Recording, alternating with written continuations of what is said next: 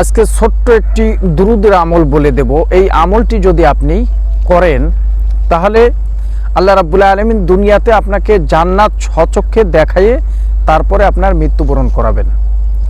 তো ভিডিওটি প্রচুর পরিমাণে শেয়ার করে দিবেন যাতে করে অপর মুসলিম ভাই এই আমলটি করতে পারে এবং জান্নাতবাসী হতে পারে।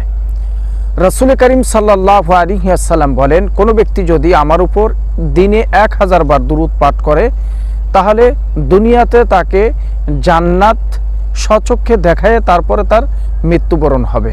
তো দুরূদটি কি?